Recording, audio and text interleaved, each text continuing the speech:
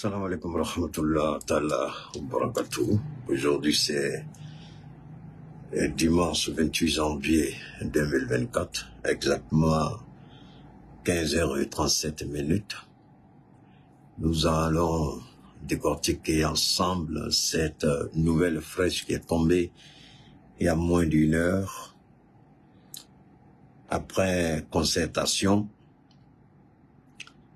les chefs d'État de l'Iptako-Gourmand, les chefs d'État du réveil de la conscience, les chefs d'État de la souveraineté véritable, les chefs d'État qui se fondent dans la masse avec leur peuple, les chefs d'État qui ont juré de préserver les intérêts vitaux de leur peuple. Les chefs d'État qui, après analyse, réflexion et constat, ont décidé de façon souveraine et légitime de dire non à une organisation dont on ne comprend plus rien et les choses vont de pire en pire. Personnellement, je suis un homme heureux. Personnellement, je suis un homme comblé. Personnellement, je suis animé d'un esprit de joie, de bonheur, de gaieté et de soulagement. Quand vous décidez de vous unir souverainement à quelqu'un, légitimement à quelqu'un, ou dans une organisation, et que cette organisation a un autre agenda qui est différent de ce qui est écrit, un autre agenda différent de l'application des tests que vous vous êtes donné de façon consentante. Vous avez été consentant. C'est ce qu'on appelle rapport consentant. Vous voyez très souvent, c'est un exemple qui m'est venu comme ça dans la tête et que les femmes m'excusent très souvent. Dans les couples, il y a des femmes qui portent plainte pour dire que leur mari, elles ont été objets de violence de la part de leur mari, violence liée à l'intimité. Et souvent, il y a des avocats qui sont spécialisés dans l'acte consentant et l'acte non consentant. Donc quand vous décidez d'être, au départ c'était consentant, mais après vous vous rendez compte qu'il y a la brutalité, il n'y a pas de gaieté, il n'y a pas de style, il n'y a pas de finesse, vous dites à votre partenaire, à votre mari d'arrêter et il continue de vous violenter. Dès l'instant où vous n'êtes plus consentant, dès l'instant où vous n'êtes plus, même si au départ vous avez accepté, dès l'instant où vous avez manifesté votre intérêt pour dire non et que la personne continue, la nature, la qualification de l'acte consentant change automatiquement et devient agression, violence. C'est difficile à prouver souvent, mais il y a des spécialistes dans ce cas de figure. Ils savent manipuler le droit, mais nous ne sommes pas là pour faire le procès de ce qui est consentant et de ce qui n'est pas consentant. L'exemple, c'était juste pour vous montrer la pertinence de cette décision historique qui a été prise. Nous avions dit, d'abord, je vous demande de vous abonner massivement à ma page Facebook Cheikh Oumar Keïta et à ma page YouTube Keïta Cheikh Oumar. Hier, j'ai rencontré une dame qui me dit juste devant ma maison. Elle dit, mais c'est pas le monsieur de TikTok. Finalement, on dirait que je suis une star sur TikTok. Waouh. Alors que je ne sais même pas qui amène mes trucs là-bas. Mais, quoi qu'il en soit, si les gens sont informés, si les gens sont au courant, merci infiniment à ces jeunes gens qui sont sur TikTok. C'est à partir de TikTok. Donc, on découvre mon visage, ça fait plaisir. Dans la nuit, elle dit, maman, c'est pas le monsieur. Elle était là avec ses enfants. La dame, enfin la dame, ce sont ses enfants. Faut sortir. Tu fais quoi? Faut dire à la fille d'ouvrir le portail là-bas.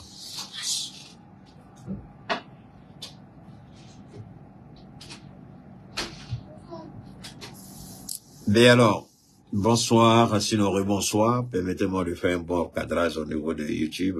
Voilà. Bonsoir, sinon rebonsoir. Merci infiniment. Faites monter le mercure. Partagez massivement. Il y a 3 communiqués. On va écouter les 3 communiqués des 3 porte-paroles. On va écouter le communiqué des 3. C'est le même communiqué, il est identique, mais on va écouter pour chacun. Et de la République du Niger. Ça, c'est celui du Niger. Désirer de réaliser leur intégration entre les États de la sous-région, émus par les idéaux de fraternité, de solidarité, d'entraide, de paix et de développement.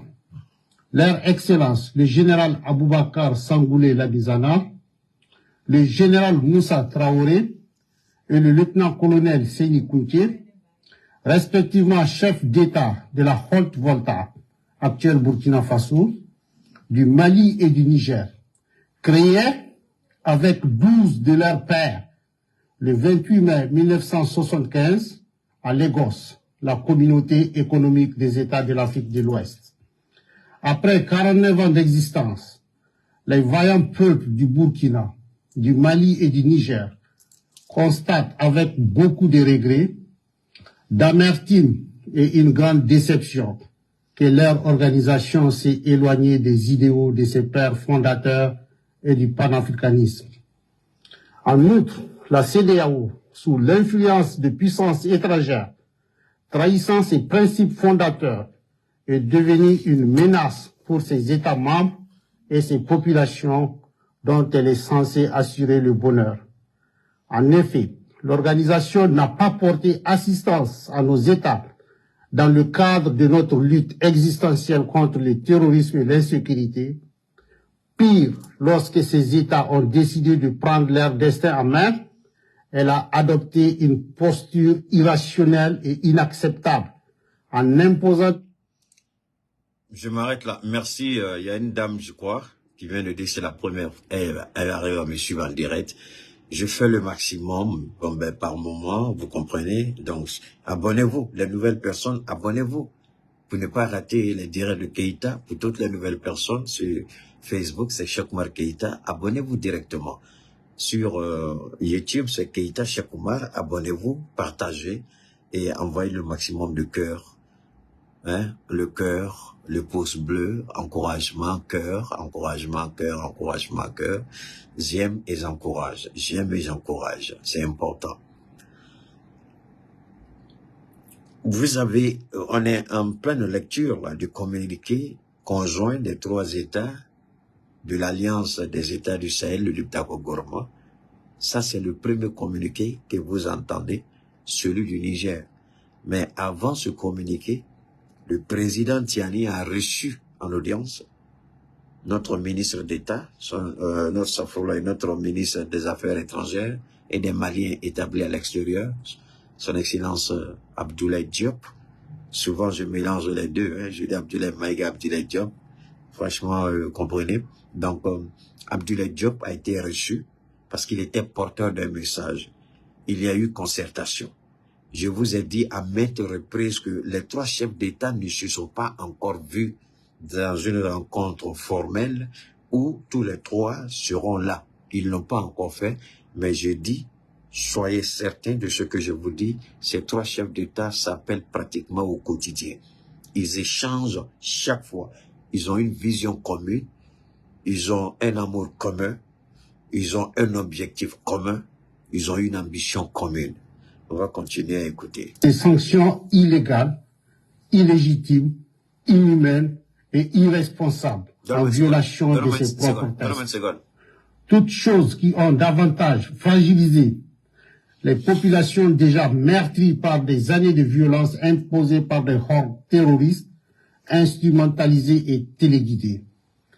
Face à cette situation qui perdure, leur Excellence le capitaine Ibrahim Traoré, le colonel Assimi Goïta et le général de brigade Abdraman Tchani, respectivement chef d'État du Burkina Faso, de la République du Mali et de la République du Niger, prenant toutes leurs responsabilités devant l'histoire et répondant aux attentes, préoccupations et aspirations de leur population, décident en toute souveraineté du retrait sans délai du Burkina Faso, du Mali et du Niger de la communauté économique des États de l'Afrique de l'Ouest, fait à Ouagadougou, à Bamako et à Niamey. Le ministre d'État, ministre de la Communication, de la Culture, des Arts et du Tourisme, porte-parole du gouvernement, est avec nous. Monsieur le ministre, bonjour. Bonjour Christine Koulibaly. Bienvenue. Merci. Vous avez un communiqué. Merci. Je suis porteur d'un communiqué conjoint dont je vous donne la teneur. Communiqué conjoint du Burkina Faso, de la République du Mali et de la République du Niger. Désireux de réaliser l'intégration entre les États de la sous-région et mus par les idéaux de fraternité, de solidarité, d'entraide, de paix et de développement, leurs excellences, le général Aboubakar Sangoulé Lamizana, le général Moussa Traoré et le lieutenant-colonel Seyni Kounché, respectivement chef d'État de la Haute-Volta, actuelle Burkina Faso, du Mali et du Niger, créés avec 12 de leurs pairs le 28 mai 1975 à Lagos, la communauté économique des États de l'Afrique de l'Ouest, CEDEAO. Écoutez bien, hein? Après 49 ans d'existence, les vaillants peuples du Burkina, du Mali et du Niger constatent avec beaucoup de regrets, d'amertume et une grande déception que leur organisation s'est éloignée des idéaux de ses pères fondateurs et du panafricanisme. En outre, la CEDEAO, sous l'influence de puissances étrangères, trahissant ses principes fondateurs, est devenue une menace pour ses États membres et ses populations dont elle est censée assurer le bonheur. En effet, l'organisation n'a pas porté assistance à nos États dans le cadre de notre lutte existentielle contre le terrorisme et l'insécurité. Pire, lorsque nos États ont décidé de prendre leur destin en main, elle a adopté une posture irrationnelle et inacceptable en imposant des sanctions illégales, illégitimes, inhumaines et irresponsables en violation de ses propres textes, toutes choses qui ont davantage fragilisé les populations déjà meurtries par des années de violence imposées par des hordes terroristes instrumentalisées et téléguidées. Face à cette situation qui perdure, leurs excellences, le capitaine Ibrahim Traoré, le colonel Assimi Goïta et le général de brigade Abdourahmane Tiani, respectivement chef d'État du Burkina Faso, de la République du Mali et de la République du Niger, prenant toutes leurs responsabilités devant l'histoire et répondant aux attentes, préoccupations et aspirations de leur population, décident en toute souveraineté du retrait sans délai du Burkina Faso, du Mali et du Niger de la communauté économique des États de l'Afrique de l'Ouest.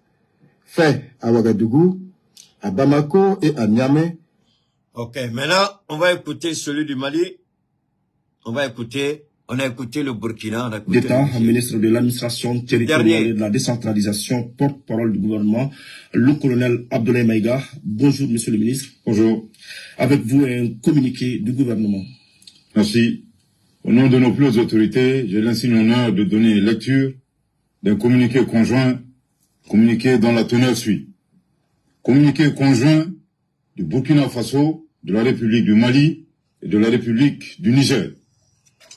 Désireux de réaliser l'intégration entre les États de la sous-région et mû par les idéaux de fraternité, de solidarité, d'entraide, de paix et de développement, leurs excellences, le général Aboubakar Sangoulé Lamizana, le général Moussa Traoré et le lieutenant-colonel Seyni Kounché, respectivement chef d'État de la Haute. Vous savez, pourquoi croire, ah, là, les absents auront tort. L'incontournable, on va rentrer dans le secret de l'histoire. Ces trois noms qui viennent d'être cités, est-ce que c'était nécessaire de les citer? Première question, qui n'est pas une question rhétorique, mais qui est une question fondamentale, essentielle pour la compréhension de la décision qui a été prise. Une décision. Aïe, l'histoire est bonne. Waouh, waouh, waouh. Ceux qui viennent, je vous en prie, parlez Djoula, parlez Wolof, parlez Yakuba, parlez Gourou, parlez Bambarala. Pardon, à cause de Dieu. Il y a beaucoup d'activistes qui sont en train de parler en Djoula. Allez là-bas. Ne me fatiguez pas, parce que si vous le faites, Wallah, je vous bloque, et puis je vous bannis à vie. C'est pas forcé de m'écouter. Et vous n'allez pas m'imposer. Vous, les Maliens, vous êtes des pingres, vous avez la grande gueule, mais vous n'êtes des personnes. Vous choisissez ceux que vous aimez, vous soutenez. Mais quand vous venez, moi, dans mon direct, à Dota, à Bota, depuis quand ton sein frein dans mon ventre? Attention, avertissement. Avertissement. Si ça t'énerve autant, va écouter. Actuellement, là, il y a plein qui sont en direct, ils sont en train de parler en Bambara. Il faut aller les écouter. Ici, là, je fais pas ça. Hein? Je le dis. Donc, à bon entendeur, salut. J'ai banni sans arrêter mon direct. Tu m'énerves, je te bannis pendant que je parle. Tu m'énerves, je te bannis pendant que je fais mon direct. Je vais même pas citer le nom de quelqu'un. Je vais même pas m'arrêter pour dire pourquoi tu as fait ça. Mais je préviens en avance. Je préviens en avance. Merci, on continue. État actuel Burkina Faso, du Mali et du Niger, créé avec 12 de leurs pères, le 28 mai 1975 à Lagos, la communauté économique des États de l'Afrique de l'Ouest, CEDEAO. Après 40... Je vais m'arrêter là. Il a dit après plus de 40 ans. Je vais m'arrêter là un peu. Regardez l'ironie du sort. Regardez bien l'ironie du sort.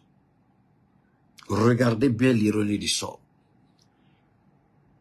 Ce sont ceux qui sont venus au pouvoir à l'époque. Général, colonel, et puis on va revenir sur les noms. Ils étaient tous issus des forces armées. Vous comprenez? Pour donner l'essence à la décision, pour donner toute la légitimité. Voilà pourquoi ils ont parlé en toute souveraineté, en toute légitimité. Parce que ceux-mêmes qui ont créé, qui étaient à l'origine, c'est pas Oufoué Boigny qui était à l'origine. C'est pas Oufoué. C'est pas des civils qui étaient à l'origine de la création de la CEDEAO. C'est pas Oufoué. C'est pas Abdou Diouf. Vous comprenez? Écoutez très bien, parce que les minables pervers qui comprennent pas français, qui ne savent pas où aller, où il faut sortir, ils ont pris d'abord l'histoire à témoin. Le communiqué a pris l'histoire à témoin. Ceux qui ont pris, ils ont pris l'histoire, donne-moi une seconde s'il vous plaît.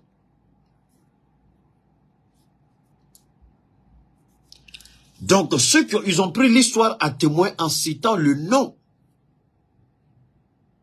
de ceux, les pères fondateurs. Ce n'étaient pas des civils, c'était des militaires.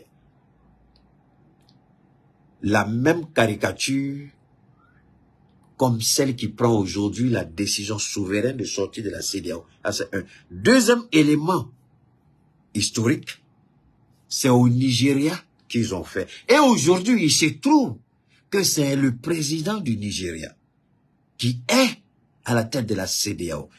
Vous voyez bien comment Dieu sait faire les choses, comment Dieu ordonne les choses. C'est le président du Nigeria qui est président de la CEDEAO. Et ce sont des militaires qui ont décidé de créer cette CEDEAO. C'est pas des civils, mais des militaires avec des objectifs bien précis, avec des orientations bien précises. Je vais laisser notre collègue. 9 ans d'existence. 49 ans. Les voyants peuples du Burkina, du Mali et du Niger constatent, avec beaucoup de regrets, d'amertume et une grande déception, que leur organisation s'est éloignée des idéaux de ses pères fondateurs et du panafricanisme. En outre, la CEDEAO, c'est l'influence de puissances étrangères. Trahissant ses principes fondateurs, est devenue une menace pour ses États membres et ses populations dont elle est censée assurer le bonheur. En effet, l'organisation n'a pas apporté assistance à nos États dans le cadre de notre lutte existentielle contre le terrorisme et l'insécurité. Pire, lorsque ces États ont décidé de prendre leur destin en main, elle a adopté une posture irrationnelle et inacceptable en imposant des sanctions illégitimes, illégales, inhumaines et irresponsables en violation de ses propres textes. Toutes choses qui ont davantage fragilisé les populations déjà meurtries par des années de violence imposées par des hordes terroristes instrumentalisées et téléguidées. Face à cette situation qui perdure, leurs excellences le capitaine Ibrahim Traoré, le colonel Assimi Goïta et le général de brigade Abdourahmane Tchani, respectivement chef d'État du Burkina Faso, de la République du Mali et de la République du Niger, prenant toutes leurs responsabilités devant l'histoire et répondant aux attentes, préoccupations et aspirations de leur population, décident, en toute souveraineté, du retrait sans délai du Burkina Faso, du Mali et du Niger de la communauté économique des États de l'Afrique de l'Ouest. Ok, on va s'arrêter là. On va s'arrêter là et le temps de revenir... Colonel Abdoulaye Maïga, bonjour Monsieur le Ministre. Okay. Bonjour. Merci, on va s'arrêter là. Mais avant de continuer, permettez-moi, vous savez souvent, j'ai l'habitude de demander à notre Premier ministre, Choguel Kokala Maïga, Dieu merci, le Burkina, j'ai interpellé une seule fois le Premier ministre du Burkina, et je crois que depuis lors, il s'est ressaisi. Mais malheureusement, notre Premier ministre, c'est vrai qu'il dit chaque fois, j'ai pas envie de porter plainte. Ça, c'est ceux qui l'attaquent directement dans sa vie privée. Sinon, s'il fait mal quelque chose, et que vous êtes dans la vérité, vous allez dénoncer. Même s'il porte plainte quand vous présentez vos preuves, ça n'ira nulle part. Ce n'est pas parce qu'il dit, j'ai décidé de ne pas tuer un politicien. Mais je voudrais rapidement dire ceci. Dans l'intervention du Premier ministre, par rapport à l'affaire de EDM, j'ai toujours dit à notre Premier ministre, je lui ai demandé même pardon de ne pas beaucoup trop parler. Parce que souvent, quand on parle trop, il n'a qu'à laisser parole là à nous qui sommes sur les réseaux. Souvent, quand il parle trop, sans trop vouloir, sans faire exprès, il y a un tout petit peu de dérapage dedans. Malgré sa carrière politique, malgré son âge, malgré sa fonction, le Premier ministre, souvent, il tient des propos qui choquent un peu. Moi, je le dis parce que moi, j'ai toujours dit, moi, je n'ai pas une fonction officielle. Donc, parler, ça, moi, je m'en fous. Vous comprenez? À l'exception de si je n'ai pas insulté quelqu'un. Et je ne souhaite jamais faire ça. Et dans son discours, par rapport à la nomination des ministres, c'est comme si il mettait toute la responsabilité sur le président qui a nommé ses ministres. Donc, il doit être comptable de ce que les ministres ont fait. Et ça, c'est très dangereux. Dans des propos d'un Premier ministre, on ne dit pas ça. Et les gens sont en train de faire de la récupération. C'est pourquoi je lui ai dit, il ne faut pas trop parler, monsieur le Premier ministre. Vous êtes un bon orateur, ça c'est incontestable. Mais, gardez-vous de trop parler. Parce que souvent, vous offensez vous-même votre président sans vous rendre compte. Vous le faites de façon innocente. Ce n'est pas volontaire. Mais les mots qui sortent directement, c'est le président qui est indexé. Donc vraiment, je vous demande, monsieur le Premier ministre, de faire beaucoup attention et de limiter vos paroles. J'ai toujours dit, vous avez des très mauvais conseillers qui vous disent de dire ce que vous avez envie ou bien qui vous disent ce que vous avez envie d'entendre. Monsieur le Premier ministre, arrêtez de trop parler au Keïta a dit pour lui. Pendant que je fais direct là, je vois déjà qu'il y a des infos qui tombent, les gens sont en train de l'attaquer par rapport à ce qu'il a dit, par rapport à la nomination des ministres. Mais si on veut regarder l'application même de la Constitution, le Premier ministre est chargé d'appliquer la politique nationale du président. Donc, que tu es nommé, que tu n'es pas nommé, le Premier ministre, monsieur le Premier ministre, vous êtes responsable devant la loi. De la même manière, on a dit que c'était ministre par négligence. Vous aussi, on peut vous saisir par négligence. Parce que vous dites toujours, est-ce que vous êtes entendu? Mais vous-même, en tant que Premier ministre, là, La confiance n'exclut pas le contrôle. Est-ce que vous avez poussé jusqu'au bout le contrôle? Et vous avez le droit de faire ça. Vous avez, c'est pas parce que vous dites que je ne fais pas que la loi peut vous épargner. Monsieur le Premier ministre, je suis désolé. Le pays est géré par la loi, par la Constitution, et non par rapport à la parole d'un Premier ministre. Non, ça ne se passe pas comme ça. Même le président, quand il dit « date de la Constitution lui donne le droit de gracier quelqu'un. La Constitution lui donne le droit d'amnistier des gens. Donc, essayons d'être un peu... Moi, je pense que jusqu'à présent, nos conseillers auprès de nos ministres font défaut. Sincèrement, sinon, le Premier ministre, il parle un peu trop. Je le dis, monsieur le Premier, je ne suis pas jaloux, je ne suis pas facile, mais faites attention. Parce que la manière dont moi j'analyse, si vous avez des personnes qui, au lieu de perdre leur temps à faire les faits divers, blablabla, s'ils se concentraient sur vos propos, je suis sûr que, tel que moi j'analyse, si les gens se concentrent comme ça sur vos propos, souvent, vous allez avoir de sérieux problèmes, monsieur le Premier ministre. Ça, soyez-en certains. Mais Dieu merci, vous n'avez pas ces gens-là qui font autant d'analyses. Alors, revenons maintenant sur le retrait de nos États. Le retrait de nos États. Le retrait, la fin de la CEDEAO. La fin de la CEDEAO. La CEDEAO, c'est terminé. La CEDEAO, c'est terminé. La CEDEAO, c'est fini.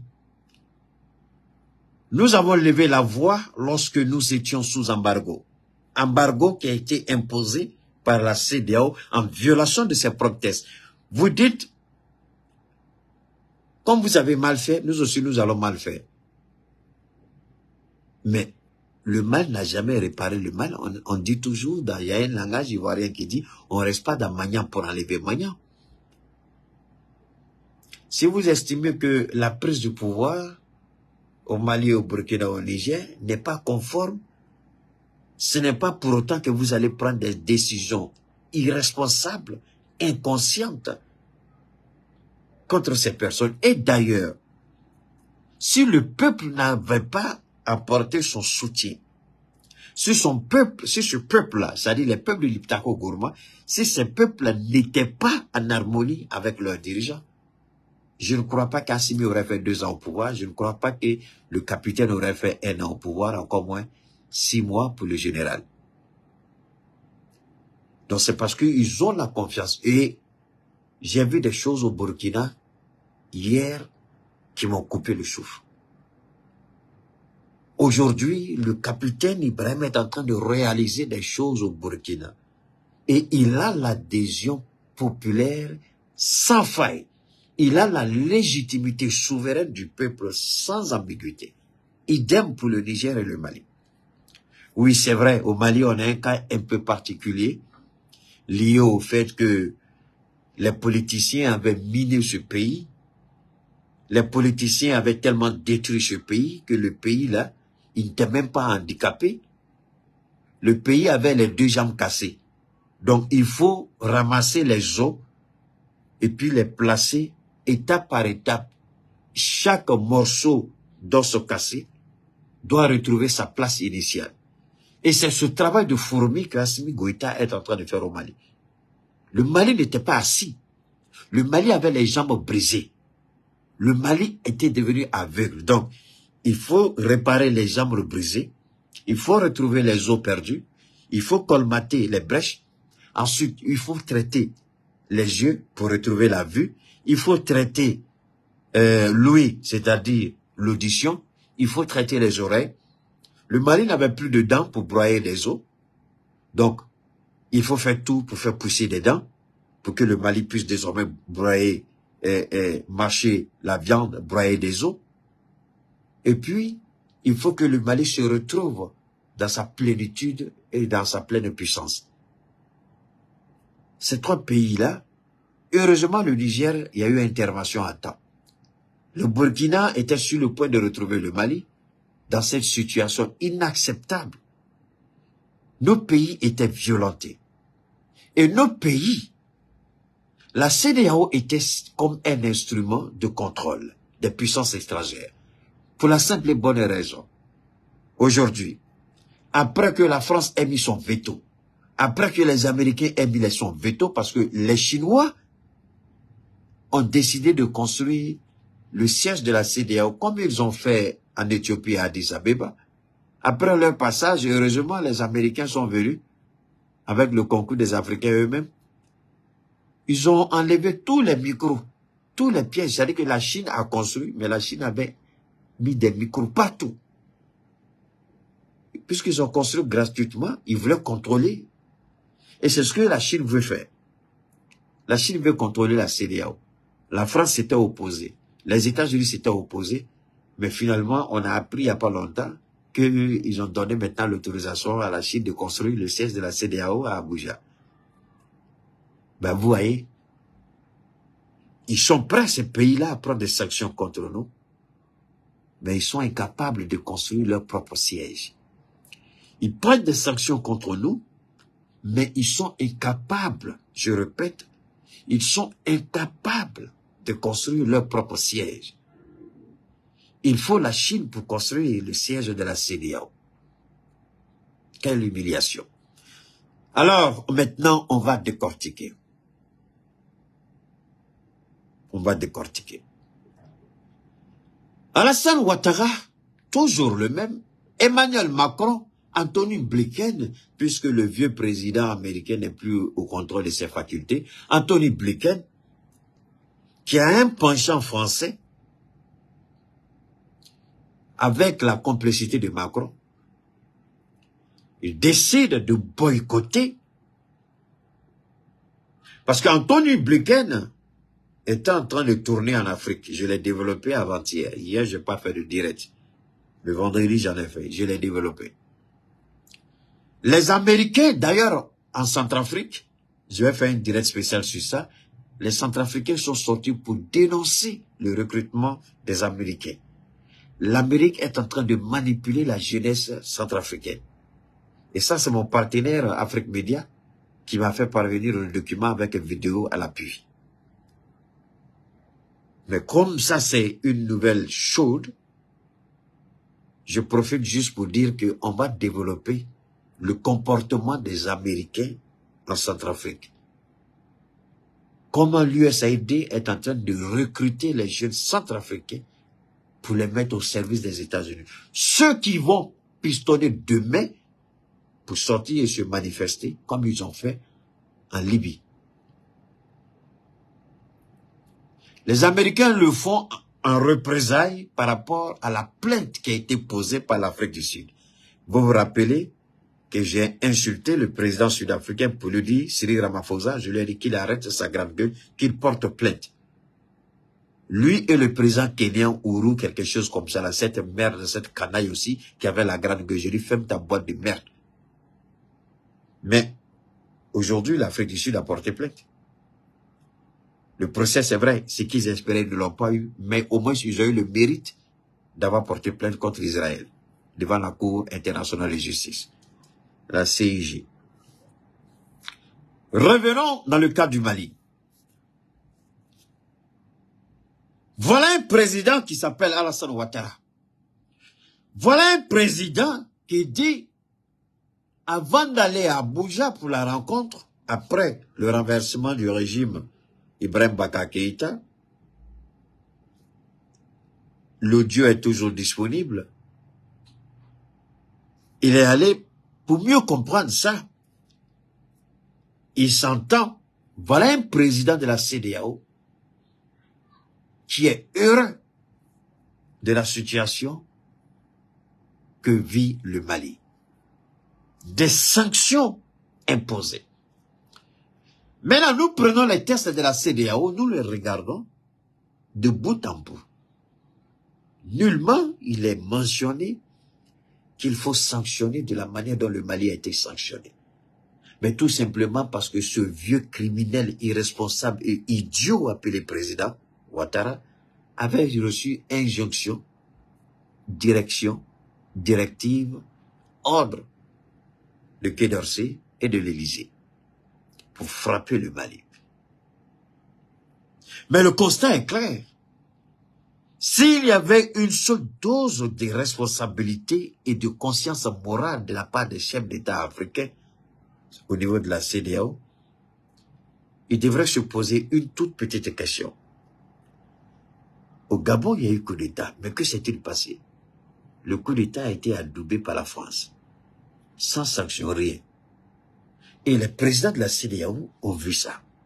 Mais ils sont prêts malgré tout à intervenir au Niger par la force. Il y a eu coup d'État au Tchad. Le monde a vu ça. La France est même allée pour adouber la présidence du fils d'Ibi, même si c'est pas son fils biologique. Alors cette France continue de tirer la ficelle.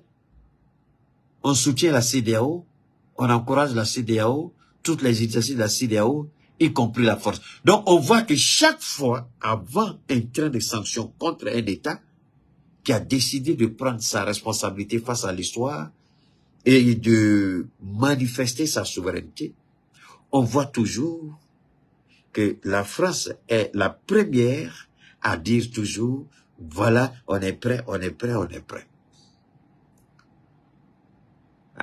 La question qu'on devrait se poser, est-ce que c'est la CEDEAO de l'Afrique ou c'est l'instrument de contrôle de la France? C'est le bâton du maître pour frapper l'élève impoli ou l'élève récalcitrant en classe. Donc la CEDEAO était le bâton que la France avait entre ses mains pour frapper tout État récalcitrant. Je dis bien, la CEDEAO était le bâton du colon. La CEDEAO était l'instrument de l'Occident.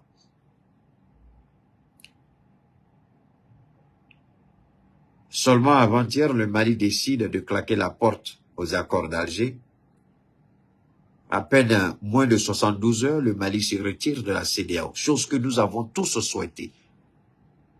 Chose que nous avons tous demandé avec insistance.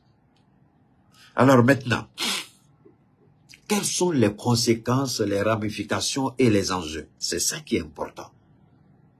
On est sorti de la CEDEAO. On n'en veut plus. Quelles sont les conséquences directes et indirectes? D'abord, en termes de conséquences, nous n'avons rien à perdre. Pourquoi? Pour la simple et bonne raison que nous sommes déjà sous sanction. Nous sommes sous sanction et nous nous sommes acclimatés, c'est-à-dire que nous nous sommes conditionnés, c'est-à-dire que nous nous sommes adaptés. Dieu a donné cette capacité à l'homme, la faculté d'adaptation face aux difficultés, aux enjeux et aux défis. Donc cette faculté d'adaptation nous a permis d'anticiper ce retrait aujourd'hui. Qu'est-ce que la CEDEAO peut faire encore qu'elle n'a pas encore fait? Peut-être ramasser les mercenaires pour venir, mais on les attend ici. Donc, on va revenir sur les premiers mots du ministre Maïga. Avec vous, un communiqué du gouvernement. Merci. Au nom de nos plus hautes autorités, j'ai l'insigne honneur de donner lecture d'un communiqué conjoint, communiqué dont la teneur suit. Communiqué conjoint du Burkina Faso, de la République du Mali et de la République du Niger. Désireux de réaliser l'intégration entre les États de la sous-région et mû par les idéaux de fraternité, de solidarité, d'entraide, de paix et de développement, leurs excellences, le général Aboubakar Sangoulé Lamizana, le général Moussa Traoré, Sangoulé Lamizana, Moussa Traoré, tous deux généraux. et le lieutenant-colonel Séni Kounché, respectivement chef d'État. Lieutenant-colonel Séni Kounché, deux généraux Mali-Burkina, lieutenant-colonel Niger, je crois bien. Ils ont décidé, pour relever le défi, je dis même des généraux, deux généraux, un colonel. Mais l'ironie du sort, on a un général, un colonel et un capitaine. Alors, la question. Pourquoi ce sont des militaires qui ont eu l'idée de la création de la CEDEAO? Pourquoi le sage soit appelé comme ça quand il était encore vivant au fouet? Pourquoi l'initiative de la CEDEAO n'est pas venue d'Houphouët? Au contraire, Houphouët a tenté de combattre la CEDEAO. On dit, hey, Keïta là, c'est fort. Houphouët a tenté de combattre la CEDEAO. Houphouët a tenté de minimiser les effets de la CEDEAO. Houphouët a tenté de s'opposer à la CEDEAO. Comment? En créant le Conseil de l'Entente. Ou bien vous n'êtes pas au courant de ça? Vous ne savez pas que le Conseil de l'Entente existe? C'est entre, je crois, 3 ou 7 pays, quelque chose comme ça. C'était Houphouët, le président du Togo, qui était à l'initiative. Le Conseil de l'Entente. Le Conseil de l'Entente qui est mort au profit de la CEDEAO. Le Conseil de l'Entente qui n'est allé nulle part. Quand Houphouët était encore vivant, c'était son chouchou, c'était son bébé. Mais quand Bédié est venu dans les conditions calamiteuses, quand Laurent Gbagbo a commencé à être combattu, à faire le Conseil de l'Entente, on l'a mis dans le tiroir. Ouattara est venu, il a voulu se présenter comme héritier d'Houphouët, il a menti, il a fait sortir le Conseil de l'Entente, il a nommé qui? Ouattara, le Conseil de l'Entente sert à quoi? On a envoyé un Ivoirien là-bas, il allait détourner des milliards. Hein? Donc, on continue d'écouter. De la route Volta, actuelle Burkina Faso, du Mali et du Niger, créée avec 12 de leurs pères, le 28 mai 1975 à Lagos, la communauté économique des États de l'Afrique de l'Ouest, CEDEAO. Après 49 ans d'existence, 49 ans. les voyants peuples du Burkina, du Mali et du Niger constatent, avec beaucoup de regrets, d'amertume. Après 40 ans d'existence, on constate avec regret et amertume. La CEDEAO, qui devrait être une organisation d'intégration, qui devait être un moteur de développement, une force de convivialité, la CEDEAO est devenue l'instrument entre les mains du colon.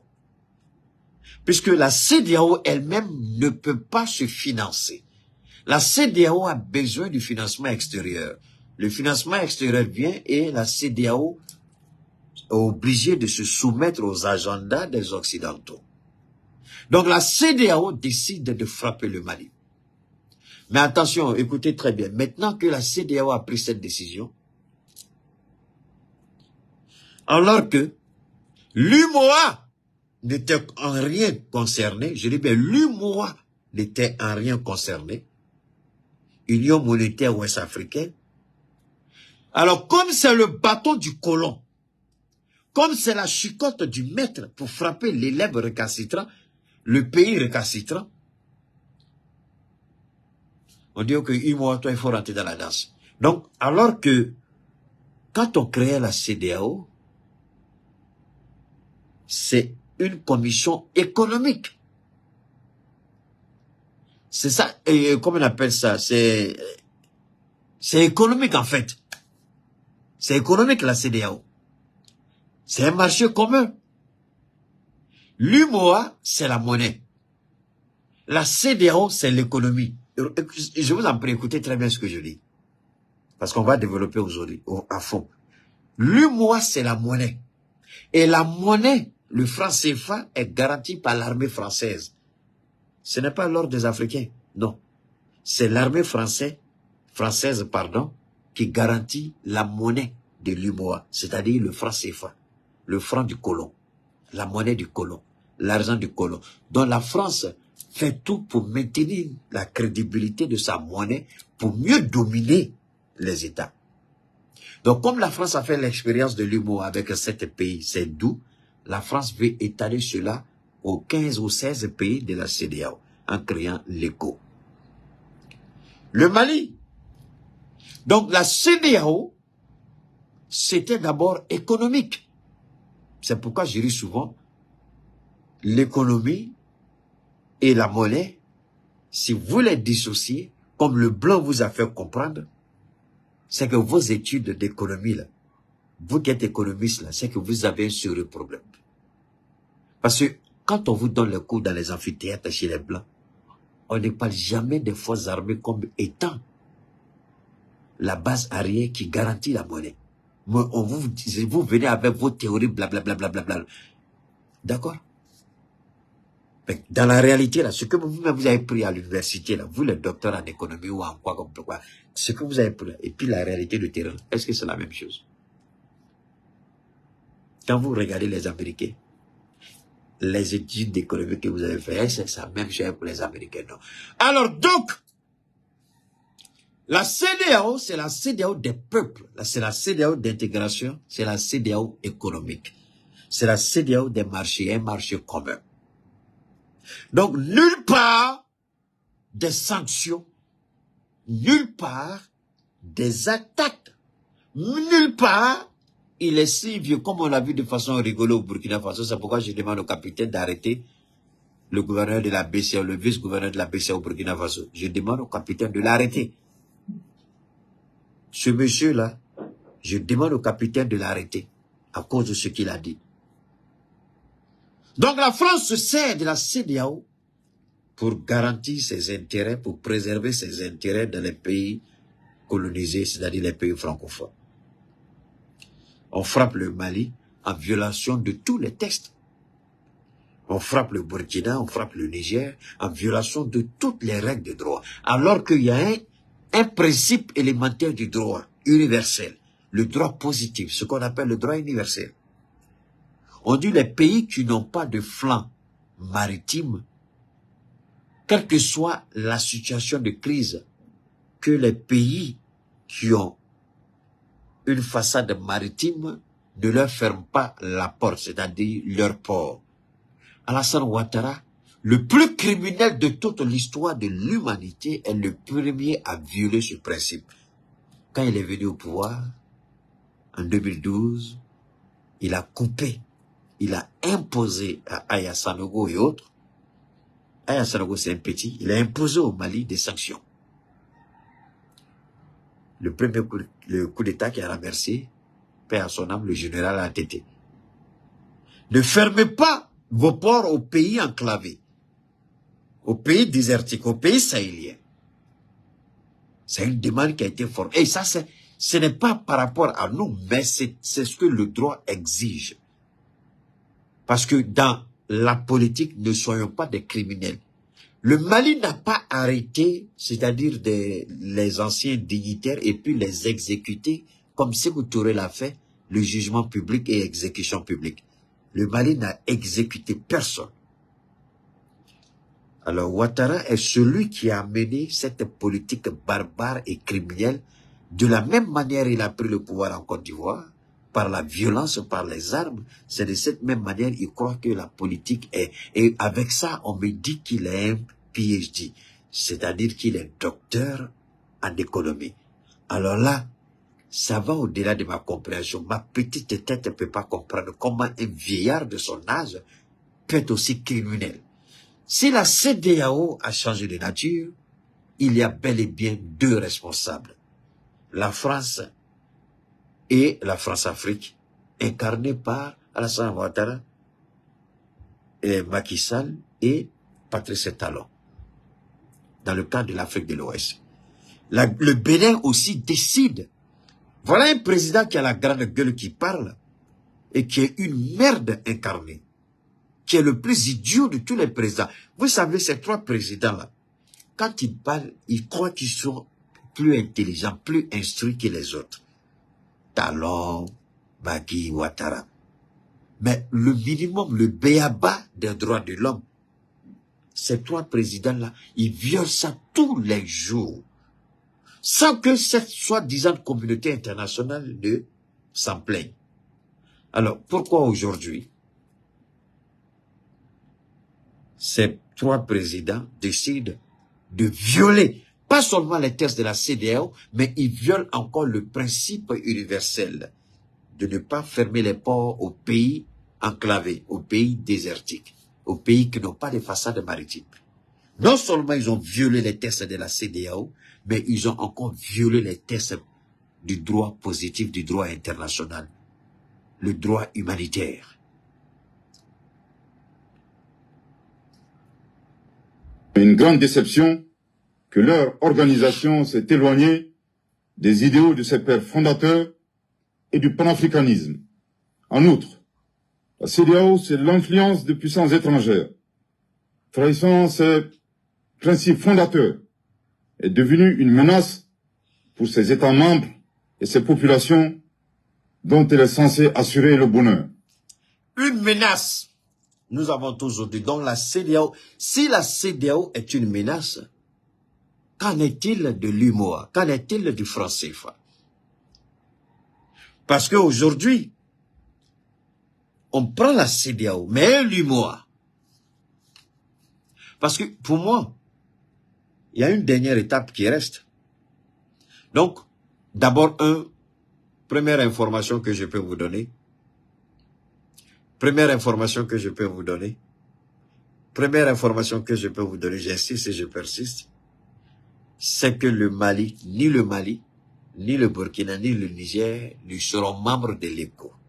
Ça, c'est une certitude, parce que l'ECO s'étend à la CEDEAO. Si jamais un jour la CEDEAO accepte de créer, d'avoir l'ECO comme leur monnaie, au moins on a la certitude que le Mali, le Niger, le Burkina ne seront pas dedans. Alors, si on ne sera pas dans l'ECO, qui sera la monnaie de la CEDEAO, où est-ce qu'on sera?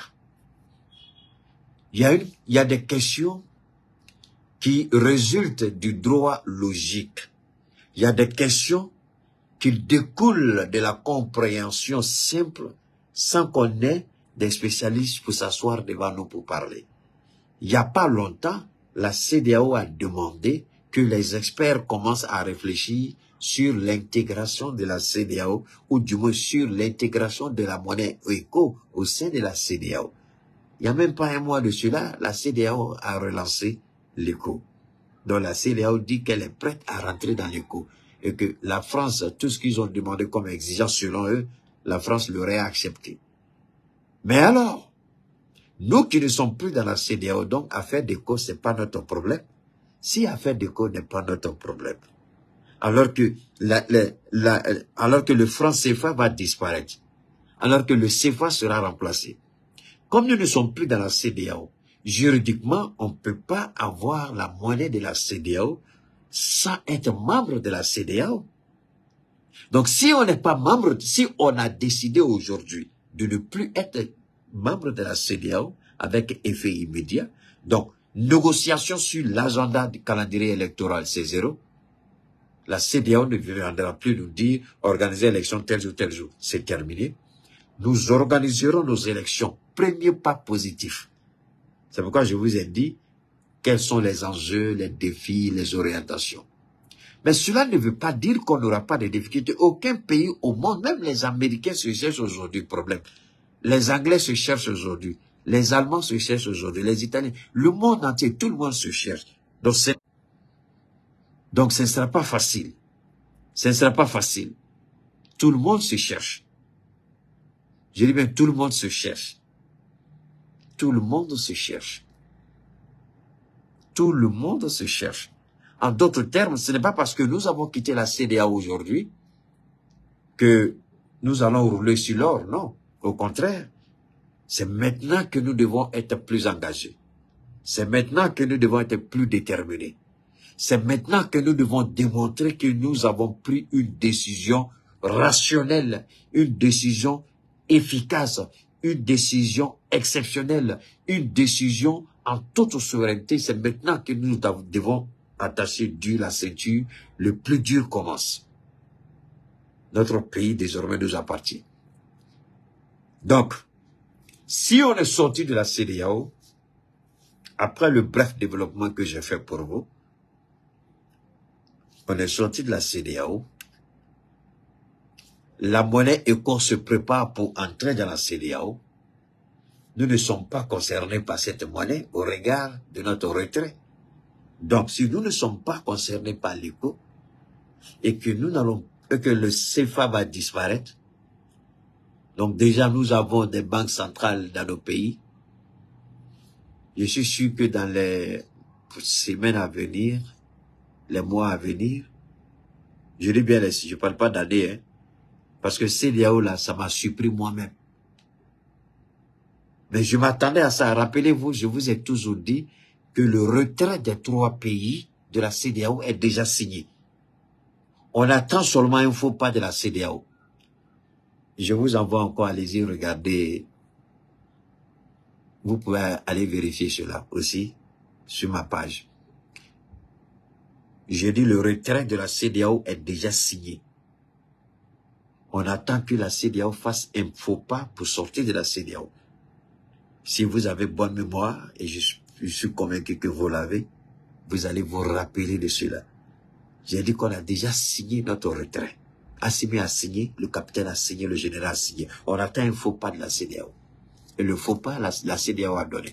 Parce que maintenant, vous devez vous poser la question, pourquoi depuis tout ce temps, on ne l'a pas fait? Pourquoi c'est maintenant? Pour la simple et bonne raison que la CEDEAO, d'abord, je vous ai dit que la France ne contrôle plus notre information, c'est-à-dire notre renseignement.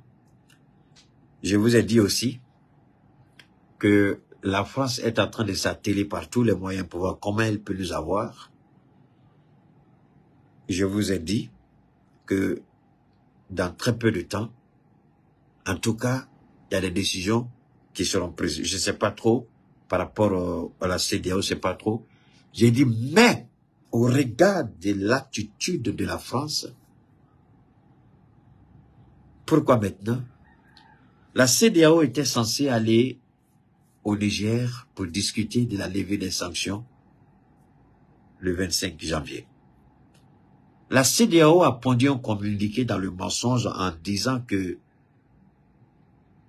elle a attendu, permettez-moi, je crois que vous avez tous vu l'intervention du Premier ministre Lamine Zen du Niger, qui a fait une conférence de presse en présence du ministre des Affaires étrangères du Togo, le professeur Ducé. La CEDEAO a volontairement ignoré l'appel du Mali. La CEDEAO a appuyé sa fourlée. La CEDEAO du Niger. La CEDEAO a volontairement refusé d'aller au Niger. Sur demande expresse, parce que le Mali a intercepté des communications. Il y a des choses, souvent, dans le cadre diplomatique, on les gère par des prises de décision que de venir toujours publier des choses sur les réseaux. On a eu avec preuve irréfutable que la France a insisté que personne de la CEDEAO ne vienne au Niger. Donc la France a empêché. Et les Américains ont soutenu la France. Parce que les Américains ont dit que toute négociation de la CEDEAO doit être conditionnée par la libération de Bazoum. Et nous avons dit clairement au Togo que Bazoum n'est pas à l'ordre du jour. Et aussi, la durée de la transition ne sera déterminée qu'après concertation avec le peuple nigérien. C'est ce qui a été dit. C'est ce qui a été répété. Il n'y a pas quelque chose de nouveau que nous avons dit. Et le Togo savait, la CEDEAO savait. Alors, voilà maintenant, rappel, je vous en prie, suivez très bien ce que nous disons parce que c'est important. Quand je vous ai dit la dernière fois que les Américains et les Français se sont entendus sur un principe. Les Américains installent leur base de drones en Côte d'Ivoire. Les Français ouvrent une base au Nigeria. Je dis c'est très, très significatif. Et pendant ce temps, le ministre des Affaires étrangères des États-Unis, Anthony Blinken, il fait un certain nombre de pays.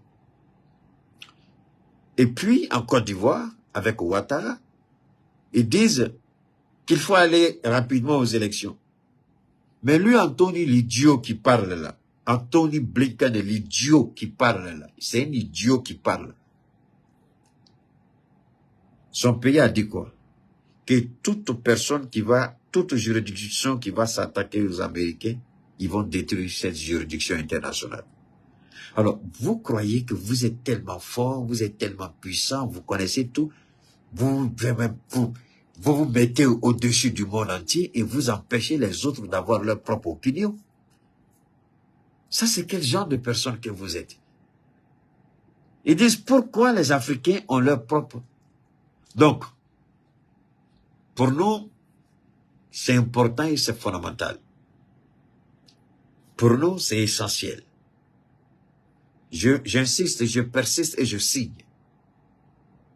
Je persiste et je signe. L'Amérique est derrière, l'Amérique et la France sont les deux derrière le report ou l'annulation du voyage de la délégation de la CEDEAO au Niger. Parce qu'ils ont d'autres agendas, parce qu'ils ont d'autres intentions, parce qu'ils ont d'autres choses. Nous avons pris acte. Dès qu'on a su que les Américains et les Français sont ceux qui manigancent la CEDEAO, enfin, on savait depuis longtemps, mais ce que je veux dire, le report du voyage de la CEDEAO, c'est par rapport à ça que je parle. Sinon, nous savions tous que depuis longtemps, les Américains, les Français ont toujours eu leur mot à dire à la CEDEAO. Alors le Mali et le Burkina disent trop, c'est trop. Ce n'est pas pour cela que nos pères fondateurs ont mis en place la CEDEAO. En créant la CEDEAO, ils avaient un objectif précis, un but à atteindre. C'est pourquoi je dis, créons notre alliance, laissons le Maroc là-bas. Ouvrons notre canal pour que les bateaux entrent au Mali, pour ne plus que nous soyons sous contrôle de qui que ce soit. Il faut ouvrir notre canal. Que les trois pays maintenant se mettent ensemble, qui mettent les efforts ensemble, les financements ensemble, pour avoir un port commun. Ouvrez ce port-là au Mali. Ouvrez un canal pour que les bateaux entrent.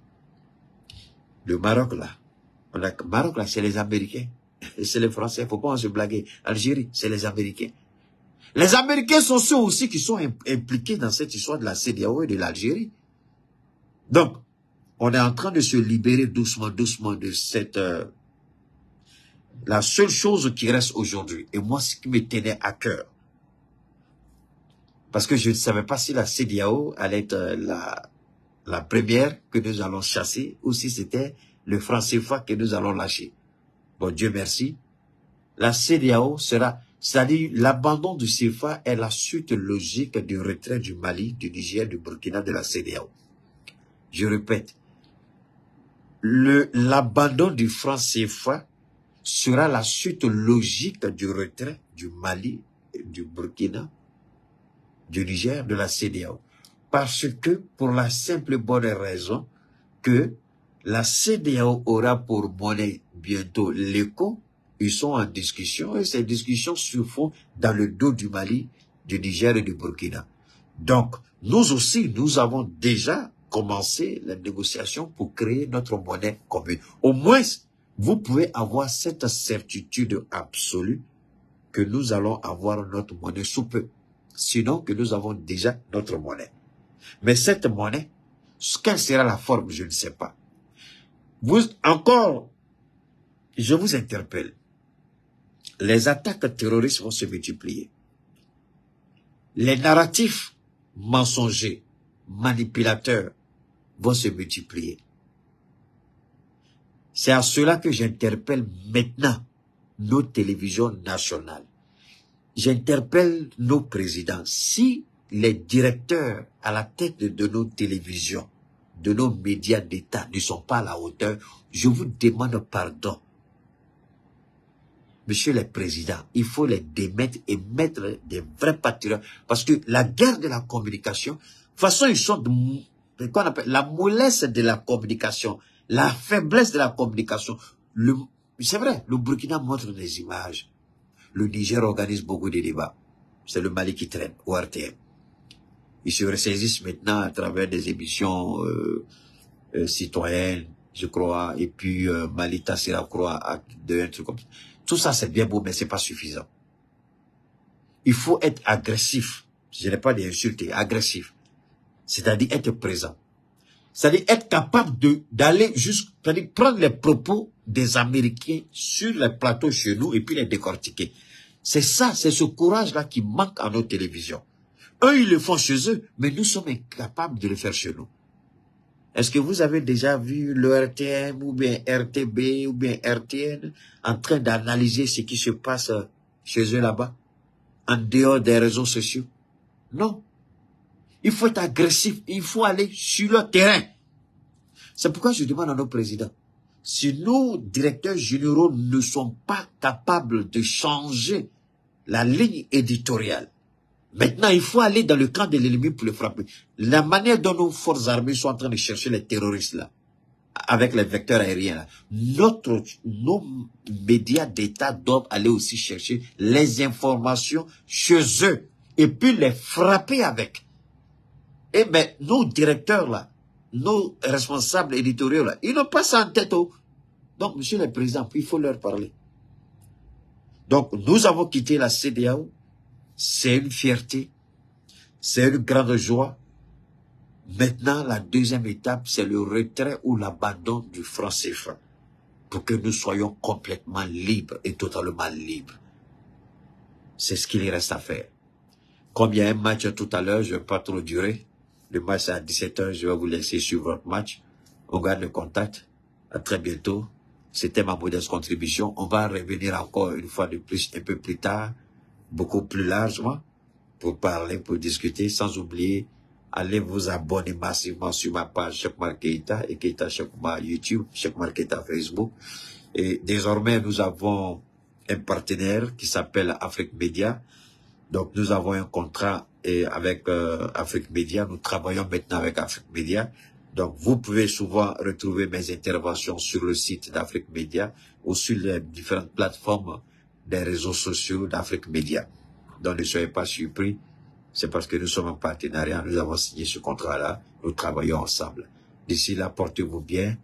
Mes respects à Fatmata Batoulignang.